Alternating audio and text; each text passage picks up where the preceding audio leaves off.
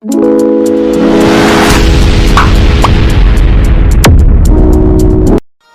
ಕರ್ನಾಟಕ, ನೀವು ನೋಡ್ತಿದ್ದೀರಾ ತೇಜಿ ಬ್ಲಾಗ್ಸ್. ಇವತ್ತು ನಾವು ಗಣಪತಿ ಪೆಂಡಲ್ಗೆ ಹೋಗ್ತಿದ್ದೀವಿ. ನನ್ನ ತಮ್ಮ ಕಾಂಪ್ಲೆಕ್ಸ್ ಬಾರ ಏನಿದೆ ಮ್ಯಾಜಿಕ್ ಶೋ ಬೇಕು. ಬಟ್ ಹೋಗೋಕ್ಕಿಂತ ಮುಂಚೆ ಸ್ವಲ್ಪ ಕೆಲಸ ಕೊಟ್ಟಿದ್ದಾರೆ ನಮ್ಮಮ್ಮ, ಎಷ್ಟು ಪಾತ್ರೆ ತೊಳೆದು ಹೋಗ್ಬೇಕಂತ. ಎಲ್ಲರೂ ಒಂದೊಂದು ಕೆಲಸ ಮಾಡ್ತಾ ಇದೀವಿ.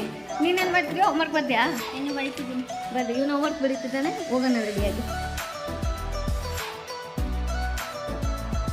ಫೈನಲಿ ಎಲ್ಲ ತೊಳೆದು ದಬಾಕಿದ್ದೀನಿ ಇವಾಗ.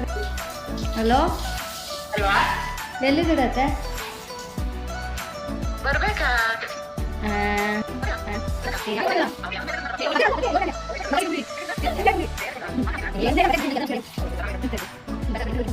ಮಗು ಬೇಗ ಹೋಗ್ಬೇಕಂತ ಹೋಮ್ವರ್ಕ್ ಬರ್ಕಂತೈತೆ.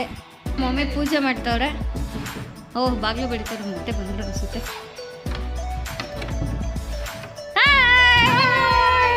ಇವರೇ ನಮ್ಮ ಸೌಮ್ಯ ಅತ್ತೆ, ಇವರು ನಮ್ಮ ಸೌಮ್ಯ ಅತ್ತೆ ಅವ್ರ ಮಮ್ಮಿ. ಎಲ್ಲರೂ ಹೊರಟು ಗಣಪತಿ ಪೆಂಡಾಲ್ಗೆ ಬಂದ್ವಿ.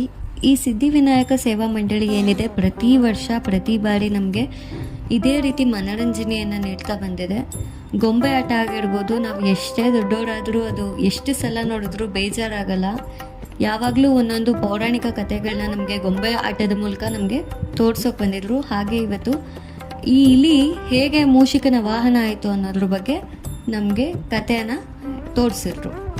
ಬೊಂಬೆ ಆಟ ನೋಡೋಷ್ಟರಲ್ಲಿ ಆ ಕಡೆ ಅಂಕಲು ಮ್ಯಾಜಿಕ್ ಶೋ ಸ್ಟಾರ್ಟ್ ಮಾಡಿದರು. ಸೊ ಎಲ್ಲರೂ ಹೋಗಿ ಕೂತ್ಕೊಂಡು ಮ್ಯಾಜಿಕ್ ಶೋನ ಚೆನ್ನಾಗಿ ಎಂಜಾಯ್ ಮಾಡಿದ್ವಿ.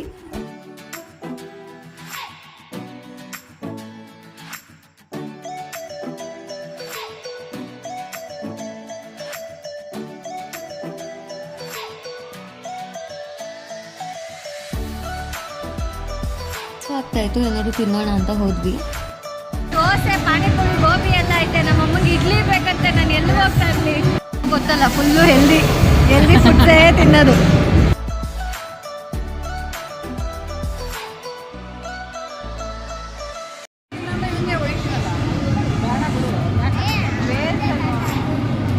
ಹಿಂಗೆ ಬರಲ್ಲ, ಇನ್ನೊಂದ್ಸತಿ ಯೋಚನೆ ಮಾಡು.